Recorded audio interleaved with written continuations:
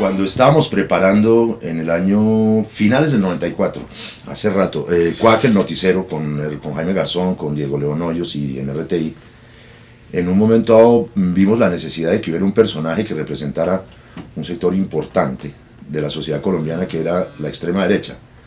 Un sector que en esa época era importante y que luego se volvió muchísimo más importante en la medida en que estuvo 8 años en el poder, ¿no es cierto?, con Uribe.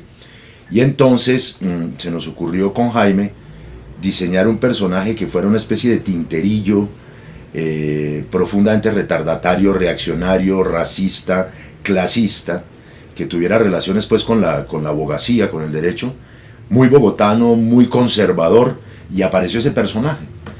Y el nombre fue como una mezcla de las cosas identitarias del personaje. Godofredo por Godo, cínico porque evidentemente su discurso y su carreta es profundamente cínica, y caspa en los dos sentidos, en el sentido de casposo, de tener caspa, porque los abogados litigantes, una poco la caricatura es esa, una caricatura y nada más que eso, y porque era un caspa en el sentido coloquial del término colombiano, una persona complicada, difícil, de agresión, casposo, un caspa, sí.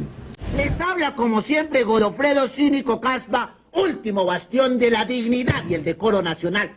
Se debate por estos días en el Honorable Congreso de la República, dizque la obligatoriedad del voto. ¿De dónde acá nuestros gobernantes quieren popularizar un derecho y un privilegio? Como quien dice los hombres de bien. Hoy vota todo el mundo y por eso se elige a la topa tolondra. Yo propongo que volvamos a beber en las fuentes de la democracia, en los ríos de la tradición. ¿Cómo es esa vaina que hasta las mujeres pueden votar?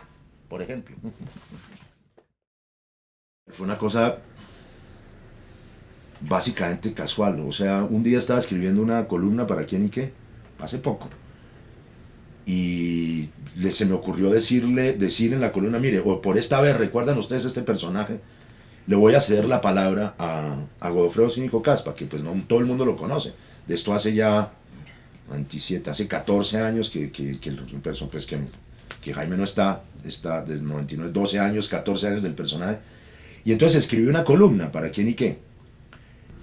Y entonces ahí empezó a funcionar el personaje ya muerto Jaime. Godofredo sigue vivo.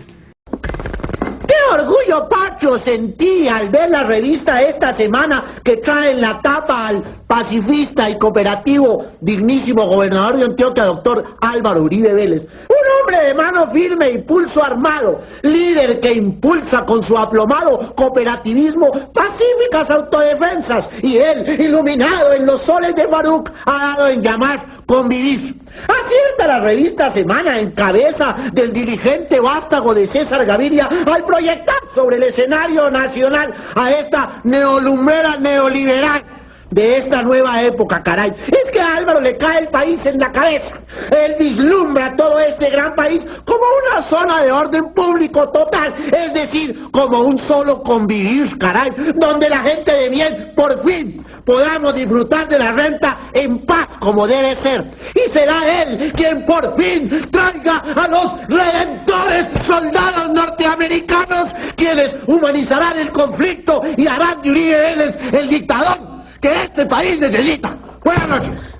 No se necesitaba ser demasiado brujo, pitonizo o premonitorio para entender que había un proyecto en Colombia, un proyecto político que llegó al poder. En ese momento se estaba consolidando la figura regional de Álvaro Uribe Vélez, que es un hombre de derecha. Muchas personas piensan que es de extrema derecha, yo creo que es de extrema derecha también, de una extrema derecha que roza lo republicano, ¿no es cierto?, y lo institucional. Se estaba preparando ese proyecto que los políticos colombianos y el poder colombiano y la sociedad colombiana, los votantes, aceptaron, asumieron e impulsaron y consolidaron en el poder. Jaime quería mucho ese personaje, y lo quería mucho y lo respetaba mucho, y por eso era tan minuciosamente fiel al libreto, ¿no es cierto? Y teníamos la identidad de hacer una lectura muy parecida, Jaime y yo, y Miguel Ángel, y Diego León, y Claudia Gómez, que era la realizadora y directora, de lo que era la extrema derecha en Colombia. Entonces pienso que en ese personaje nunca había dudas, había identidades.